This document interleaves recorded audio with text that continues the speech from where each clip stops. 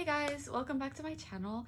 I kind of wanted to do a old-ish trend for this video, and I kind of wanted to do one more video before the year ends, kind of end it off in a fun way. So the video, as you can see from the title and the thumbnail, I'm gonna be tier ranking all the books that I read this year. I made my own tier list on Tier Maker, I think that's what the website is called, of all my 36 books that I read this year, which is a very good accomplishment, to be honest. My tier lists, I made these lists myself. They're not very original, but I just wanted to make my own categories. And so it goes from best to worst. So the top one being My Roman Empire, which these are 5-star, 6-star, my favorite books of the year.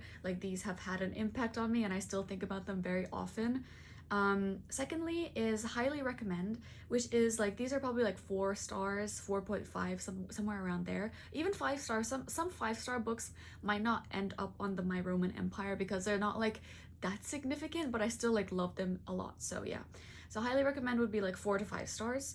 And then after that is Could Have Been Better, Could Have Been Worse, which is the 3 stars, very average, you know, or they were good, but I feel they could have been better, you know, as it says here on the tier. And then after that is Not For Me, which these are more a lot of the books that I read, a lot of them are very popular, and then I can understand why people love these books, but personally I don't understand it. It's not for me, basically, and I didn't give it a high rating, so these books will end up here. These are probably more these could be even 3 stars, 2 stars, maybe some books that I had high expectations for, but they just didn't meet my expectations. So yeah. And then last but not least, I made this especially for this one book, but it's Wish I Never Picked It Up, which I don't think a lot of books are gonna end up here, maybe 2 or 3 max, but yeah, those are just low books, 1 star. I would never recommend to anyone. So yeah, those are all the tiers, and I think I'll just start. I'll try not to ramble too much about the books because y'all are not here to hear about the summary of the books. You just want to hear my opinion. So yeah, I'm gonna put it on the tier and explain why it's on the tier and then move on. First, we're starting off with Nick and Charlie, which is Nick and Charlie by Alice Oseman. It's a novella that comes after the first 4 Heartstopper graphic novels. And yeah, I'm not gonna lie, the book itself is like 70 pages and the text is really huge and really nothing much happens, but it's just about their relationship. But Nick and Charlie in general, they are my Roman Empire, so I will put them up here.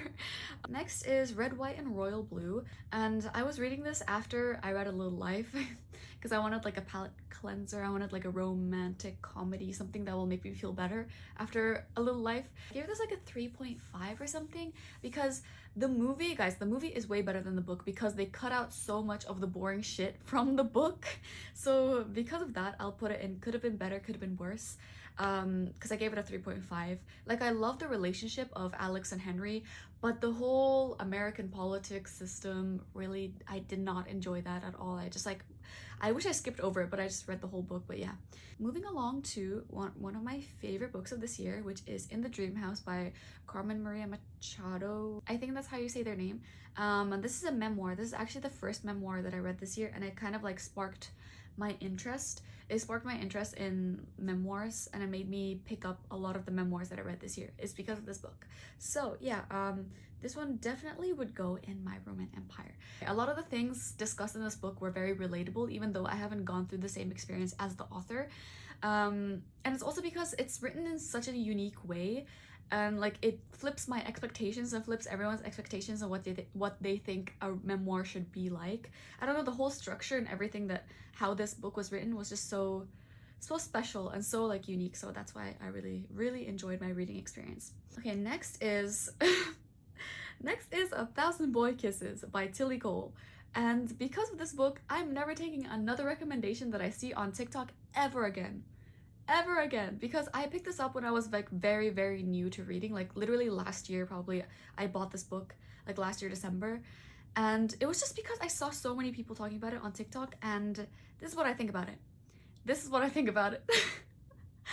I should have never picked this up because genuinely this book is not for me, and also I wish I never picked it up because it's really not for me. I'm not interested in this genre, I'm not interested in this plot line, I'm not interested in the characters.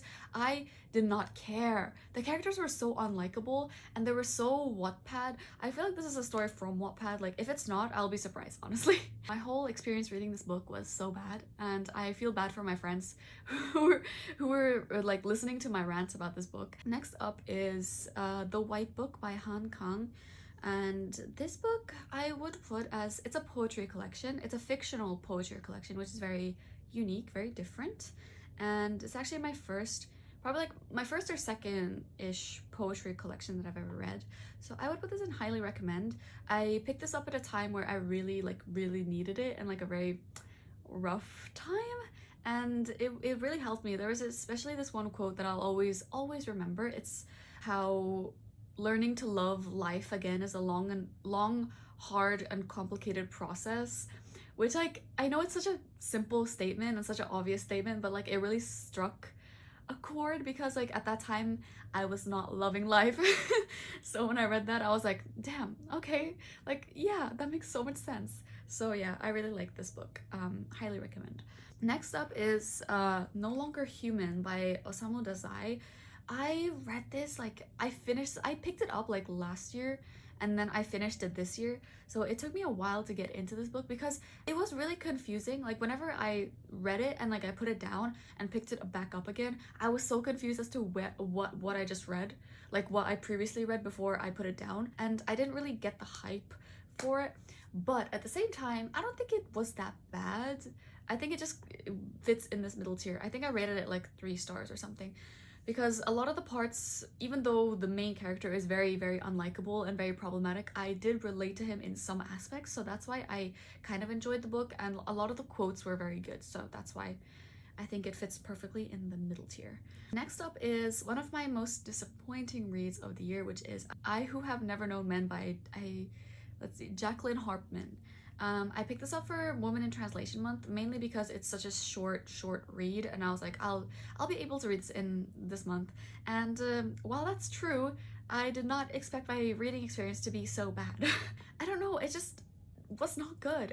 I didn't understand the message that it was trying to convey, and I think that's the main issue. Like, if I don't understand the message that you're trying to convey, then I'm not gonna enjoy the book. Like, the whole metaphor behind this book, I just didn't get it, and I still to this day don't get it, and maybe that's a me problem. It is a me problem.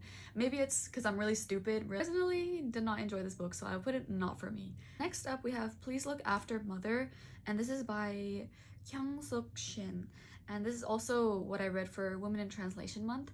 And this book, I would highly recommend this book if you're someone who loves their mom, who thinks that they don't appreciate their mom enough, and you don't like understand how much she does for your whole family. Read this book, because this book is basically about a mother who goes missing, and then the family like freaks out because they don't know what to do without their mom, and they realize how much their mom like means to them and how much their mom brings to the family, even though she's a stay-at-home mom.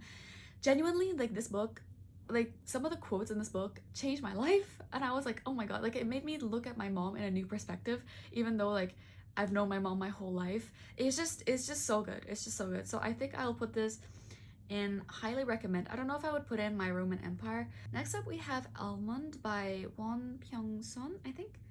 Yes, I read this book also at the beginning of this year, and I don't really remember a lot about what happened, but I just remember it being very sad. It was just like really hard to read, but like also it was such a unique read. I feel like I'm saying this a lot about the other books, but it was just very new, and like I've never read like a plot line like this, and I don't know, it's just it was very good, and for that I'll put it at a highly recommend. I feel like I don't talk about this book like ever, but it was a really good book, so yeah. Next up, we have Everyone in This Room Will Someday Be Dead by Emily Austen, and this is going straight up here. This book is literally like, if you think of Perks of Being a Wallflower and then you think of this book, they're like brother and sister. It's literally like if the Perks of Being a Wallflower was written from like a female perspective, but like a female lesbian's perspective, and more about like the anxiety of like living and like anxiety of like when you're gonna die, how you're gonna die. The main character, I keep forgetting her name, but the main character in this book, she is me. and I am her. So like we are the same person. That's why I like this book so much, because I related to the main character so much. So yeah. Next up we have My Dark Vanessa by Kate Elizabeth Russell, I think. Kate, yes. I am putting this right up here. Number 1, My Roman Empire. If we're thinking of like what's the standard of My Roman Empire books, it's My Dark Vanessa by Kate Elizabeth Russell. Because my god, this book, I don't even know how to explain what this book like did to me.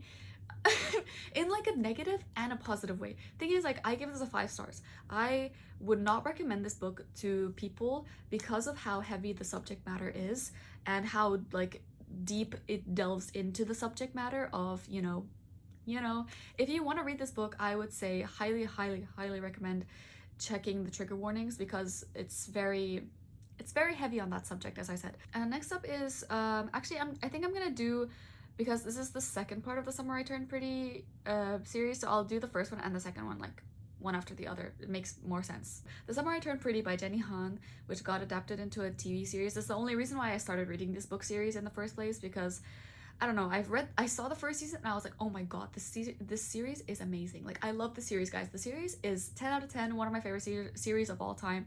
And then I was like, let me go back and read the book. I'm very curious. And I wanted to read the second book before the second season came out this year. And the first book is not for me. I will say that very much so. I think I gave it like 2 stars, because you can't, like, I think my issue was that I saw the series and then I read the book, because they're so different from each other. So I like the TV show more than the first book, but the funny thing is I like the second book more than the second season of the TV show. I don't think I would put this in highly recommend, because it's a very cheesy YA like romance book. So I think I put it in could have been better, could have been worse, because it also could have been better. The book also, like, not a lot happens in the book. Like, I feel like I sense a very common theme with this series, that not a lot of things happen. It's just a lot of like pining for each character, you know. But yeah. Okay, next up is The Vegetarian by Han Kang, and I also read this for Women in Translation Month, and it was also a very short book. It was a very short book, but it was very weird. And the things that it was able to like discuss and go through in such a short amount of time was very impressive, actually. And when I finished this book, I literally put it down and I was like, what the fuck did I just read? Like, genuinely, till this day, I don't really understand the book, but like not in a bad way. It was just like, it just left me with like a what the fuck kind of feeling, because it was definitely not what I was expecting. I don't know, I think I gave this a 3.5 or something. I think I'm still gonna put this in not for me, like, personally. Like, I would never reread this again, and I don't think I would ever recommend it unless people are looking for like a very dark, confusing read. So yeah, I think I would put that for not for me. Okay, next up is The Bell Jar by Sylvia Plath, and this book is also going in not for me. I don't know, I'm very confused, I'm very conflicted. Should I put it in I wish I never picked it up? Thing is, it wasn't that bad. Actually, it was. I'm gonna put it there. It was just weird. I don't know, I just didn't enjoy it. And I think the main problem with this book is I went in with like too high of an expectation for it, and I thought it was gonna be like the next unhinged woman, like, oh my god, she's so crazy type of book, like the next book in this list, which is My Year of Rest and Relaxation. I thought it was going to be similar to that, because I read My Year of Rest and Relaxation before The Bell Jar, so I was like, okay, same theme, same genre. It was not. It really was not. Okay, next up we have My Year of Rest and Relaxation by Otessa Moshfegh, and I will put this in could have been better but could have been worse, because I also went into this with high expectations of like the unhinged woman genre. I think that genre is just not for me, because of like the books that people advertise in that genre. They're just like not unhinged enough.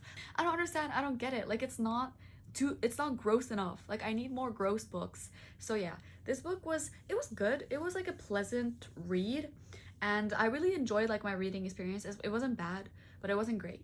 Next up is Magnolia Parks by Jessa Hastings.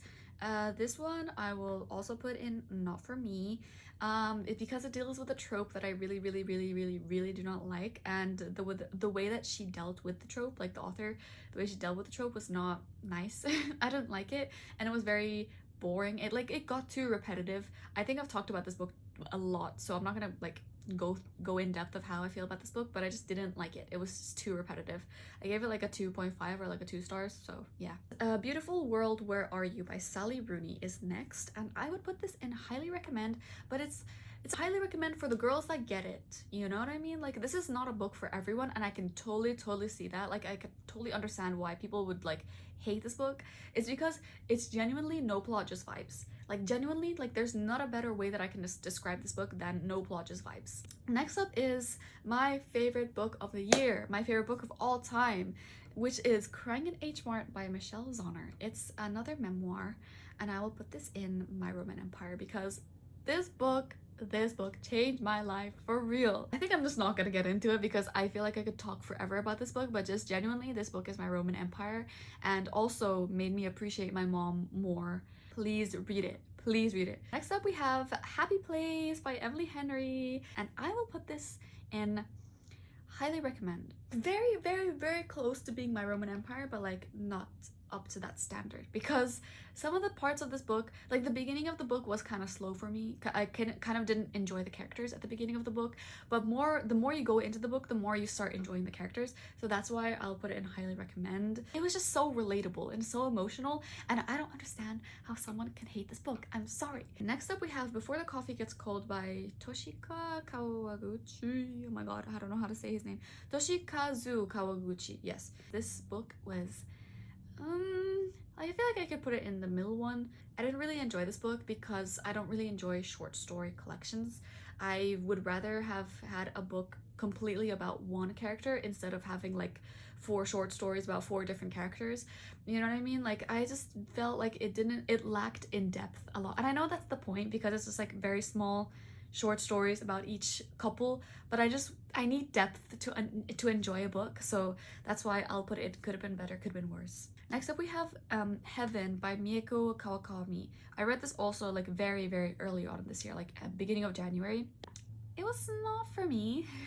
I'll say that. I don't really remember a lot of the reasons why I don't like this book, but I feel like also very similar to I Who Have Never Known Men, I didn't understand the underlying message of the book. Not for me, not for me. Next up is Everything I Know About Love by Dolly Alderton. This is another memoir or a nonfiction book. It's more of like a collection of short stories. This one, I'll put it in could have been better, could have been worse. I gave it like a very solid 3.5 because I enjoyed it to an extent, because some of the things I related with, some things I didn't relate with, and I didn't enjoy the fact that she didn't acknowledge her white privilege for a lot of the things that she does in her past. So yeah, some of the things were this was an okay book. Like, I still had a good time reading it, but just some parts were like very odd to me. So yeah. Next up, oh, we're on the last row. Oh my god, okay. Next up is Flawless by Elsie Silver. This one I would put as highly recommend because it was really good, guys. It was really good, okay? Let me live my cowboy rom-com dream, okay? It was just like a really nice palate cleanser book, like to read when you want to get through a book like really fast. You just read this and like you just have a happy great old time, and I can't wait to read the rest of the series, and that's all I have to say, okay? Next up, we have Cursed Bunny by Bora Chung. I think I also read this for Women in Translation Month, and I gave this like a very mediocre rating. This is also what I said about Before the Coffee Gets Cold. I don't enjoy short story collections that much, so this is why it's going and could have been better, could have been worse. Next up, we have Love in the Big City by Sang Young Park, I think, and this I will put as highly recommend because this book was I'm not gonna talk about this book a lot because I always talk about this book, but like this is a book that I picked up like very randomly because I like the cover, and then I started reading it and I was like, wow, this is actually so good. Like, I can't believe I was able to pick up this book just randomly and for it to be a 5-star read. So yeah, I would highly recommend this book. I don't see enough people talking about this book. It's just very good. It's very sad in some areas, very relatable, especially if you have ever been in a queer relationship. Yeah, highly recommend that book. Next up, we have Call Me By Your Name by, who was this? Andre Akim? I don't know how to say his name. Call Me By Your Name. And till this day, I'm very disappointed that I had to buy this cover of the book, which has like the movie poster on it. I wish I didn't buy this because now I permanently have Timothée Chalamet and Armie Hammer in my bookcase, and I have to look at them sometimes. So I would not recommend buying the movie poster version of this, but Thing is, this book was good. Like, I gave this like a 4 stars, even like 4.5. I really like this book, but apparently the author is very problematic and the movie is very problematic as well. Like, when I say the book is better than the movie, nothing can say that better than Call Me By Your Name, because I don't know how they switched everything up so drastically in the movie. I don't know, it was not at all how I was expecting it to like be portrayed as. The book was really nice though, like the quotes were really nice, but I just can't align myself with the author, so I'm just gonna put in a not for me. Not for me, and I would not recommend this book because of the author. Next up we have Beach Read by Emily Henry. I love Emily Henry. Okay, I don't know if I like Beach Read more than Happy Place, or I like Happy Place more than Beach Read. I think I'll just put this in highly recommend because it was so good. I gave this a 5 stars. I definitely understand the hype. I 100% recommend this to anyone and everyone. Next up is I Want to Die But I Want to Eat Tteokbokki by Baek Se-hee. This is also a nonfiction. It's more of like a, I don't know how to explain it. It's like conversations that she has with her psychiatrist, and she like kind of just writes them out, like transcribes them. Is that the right word? It was really good. It was really relatable, and it was so wow. So I think I'm gonna put this in highly recommend as well. Next up we have Solitaire by Alice Oseman. This I also read at the beginning of the year. I don't really remember a lot about this book, but I don't think I gave it such a high rating. I think I gave it a 4 stars. But I do love Tori, and I love her character and everything she goes through with her, what's his name, Michael? I really forget, but like the guy that she meets in this book it's really nice, and I really relate to a lot of Tori's life experiences. So that's why I'll put this in I think I'll put this in could have been better, could have been worse. Even though it was a really good book, I feel like there were some parts that could have been better, or like could have been a little bit edited down, because this book is thick. So yeah, I think it's over 400 pages. So yeah. Okay, next up we have Bunny by Mona Awad. I love this book so much. I don't know if I would put it at my Roman Empire. I don't know, because I genuinely cried at the end of this book when it's not even like sad. I mean, you could say it's sad, but it's like not like categorically like a sad book. It's just like it's like a psychological thriller mindfuck book, I would say. But I don't know, I feel like I could put this in my Roman Empire because I was obsessed with this book.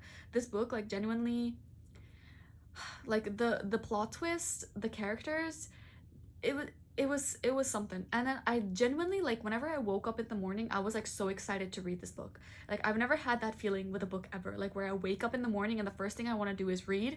Yeah, never had that before Buddy. So yeah, definitely that belongs in my Roman Empire now that I think about it. Next up we have A Little Life by Hanya Yanagihara. And this is the reason why I named this bottom tier. I wish I never picked it up. Genuinely wish I never picked it up. I don't know what else I can say about this book. I don't think I'm gonna talk too much about this book.